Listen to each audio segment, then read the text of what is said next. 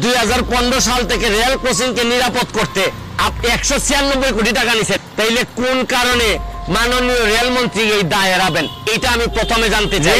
মাননীয় রেলমন্ত্রী আর বাংলাদেশের রেলগুলো দেখলেই দেখবেন একদম পুরাতন।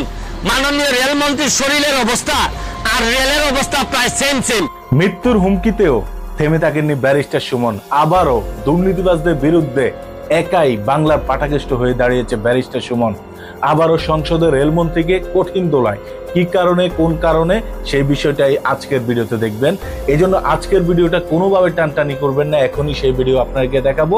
বিশেষ করে যারা ব্যারিস্টার সুমনকে ভালোবাসেন, ব্যারিস্টার সুমনকে পছন্দ করেন, তারা অবশ্যই আজকের ভিডিওতে লাইক দিয়ে ভিডিওটা দেখা শুরু করেন। 2015 সাল থেকে রেল ক্রসিংকে নিরাপদ করতে 196 কোটি টাকা নিছেন, তাইলে কোন কারণে মাননীয় রেলমন্ত্রী এই দায় এড়াবেন? এটা আমি প্রথমে জানতে চাই।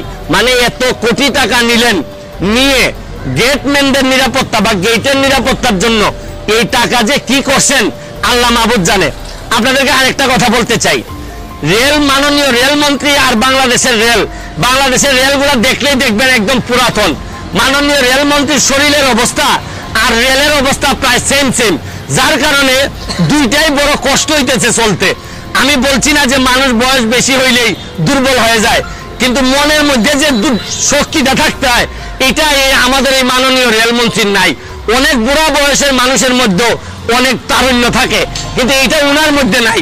আরেকটা জিনিস হচ্ছে গিয়ে, মাননীয় প্রধানমন্ত্রী আমাদের যাদেরকে মন্ত্রী বানাইছেন এর মধ্যে অনেকেই তারা মনে করেন যে মাননীয় প্রধানমন্ত্রী মানে এটা একটা পুরস্কার দিচ্ছেন, বাসায় বসে ছেলে মেয়ে নিয়ে সংসার করতে হবে, আর এই পুরস্কারটা 5টা বছর ভাতা মনে করে খাইতে হবে। আরে এটা তো ভাতা না, পুরস্কার না, এটা দায়িত্ব দিয়েছেন মাননীয় প্রধানমন্ত্রী। এখন আপনাদের কর্মকাণ্ডের কারণে পুরো সরকার বিতর্কিত হইতেছে, কারণ মাননীয় মন্ত্রী আপনাদেরকে ভালো মনে করে বানাইছেন। আপনারা সততার সাথে, যোগ্যতার সাথে আপনারা রেলটার সামনের দিকে নিয়ে যাবেন। খালি ইয়েস করার জন্য আপনাদেরকে বানান নাই, আলটিমেটলি ইয়েস করে দেশটার 12টা বানাই ফেলতেছেন আপনারা।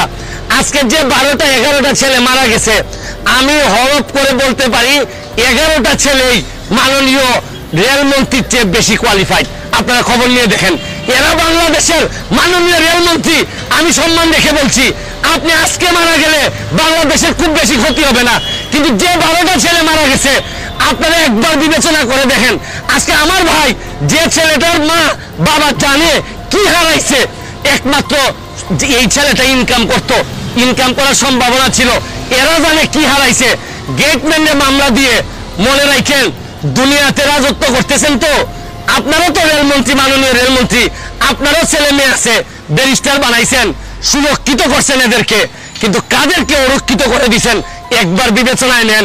আমার কথা পছন্দ হবে না, আমারে ধ্বংস করে দেন, কিন্তু নিজেরা শুধরাই যান। বঙ্গবন্ধু সোনার বাংলা আপনাদের মতো লোকদের দিয়া যদি আরো 500 বছরে যায় তাও এই সোনার বাংলা হবে না। এই ফ্যামিলিগুলার ক্ষতিপূরণ কে দিবে? এই 11টা ফ্যামিলি রাস্তায় বসে যাবে। এদের দায় যদি রাষ্ট্র নিতে না পারে, এই দেশ মানুষ কোনদিন এই দেশে মানুষের দেশপ্রেম হবে না। এরপর মাননীয় প্রধানমন্ত্রীর কাছে বলি, এইসব বলদ দিয়ে হাল চাষ হয় না। মাননীয় প্রধানমন্ত্রী এদেরকে বদলাইয়া ভালো লোক, বঙ্গবন্ধুর আদর্শের প্রকৃত যোগ্যতা সম্পন্ন তরুণদেরকে দিয়ে এগুলা চালান, তাইলে দেখবেন দেশটা আগাবে। ভালো থাকুন, সুস্থ থাকুন। ধন্যবাদ মাননীয় সদস্য, মাননীয় মন্ত্রী। মাননীয় স্পিকার, এই আখাউড়া থেকে সিলেট রেলপথটি ডবল গেজ করার জন্য এর আগেই টেন্ডার হয়েছিল, কিন্তু করোনাকালীন সময়ে এটা পিছিয়ে যায়। এটা নিয়ে এখন কাজ চলছে। এটা দ্রুত এই রেল লাইনের কাজ সম্পন্ন করার জন্য আমরা চেষ্টা করছি। আমাদের সংসদ সদস্য বলেছেন যে উনি জানেন যে রেলওয়েতে লোকবলের অভাব রয়েছে, আমাদের স্টেশন মাস্টারের অভাব রয়েছে, গার্ডের অভাব রয়েছে। মাননীয় প্রধানমন্ত্রী অতি দ্রুত লোকবল নিয়োগ করে তাদের প্রশিক্ষণের মাধ্যমে এই স্টেশনগুলো চালু করার ব্যবস্থা করতে নির্দেশ দিয়েছেন। আমরা দ্রুত লোক নিয়োগ করে তাদের ট্রেনিং দেওয়ার পরে আমরা এই স্টেশনগুলো চালু করব ইনশাল্লাহ। আপনি জানেন যে বিএনপিরা বলে সারা দেশের মতো রেল লাইনকেও ধ্বংস করার জন্য আপনার গোল্ডেন হ্যান্ডশেকের নামে আমাদের দক্ষ জনশক্তি ধ্বংস করে দিয়েছিল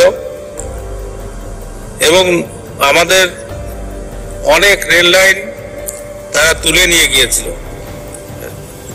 বন্ধ করে দিয়ে। আমাদের মাননীয় প্রধানমন্ত্রী ক্ষমতা গ্রহণের পরে রেলপথ সম্প্রসারণের জন্য ব্যবস্থা করেছেন। আমাদের নতুন নতুন ক্যারেজ আমদানি হচ্ছে, আমাদের ইঞ্জিন আমদানি করা হচ্ছে। দর্শক, এবার সংসদে রেলমন্ত্রীকে কঠিন ধোলাই করলেন ব্যারিস্টার সুমন। তো দর্শক, এই ছিল ব্যারিস্টার সুমনের সংসদের বক্তব্য। সেটা আপনাদের কাছে কেমন লেগেছে সেটা অবশ্যই কমেন্ট করে জানতে ভুলবেন না। বিশেষ করে দুর্নীতিবাজরা যেভাবে ব্যারিস্টার সুমনের পিছন লেগে গেছে, আমার মনে হয় ব্যারিস্টার সুমনের সময়টা এখন খুবই খারাপ যাচ্ছে, যেটা আপনারা অবগত রয়েছেন।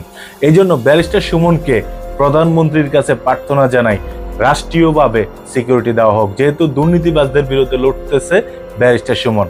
তো আপনাদের মতামত কি সেটা অবশ্যই কমেন্ট করে জানতে ভুলবেন না। আজকের ভিডিও এ পর্যন্তই। টাটা।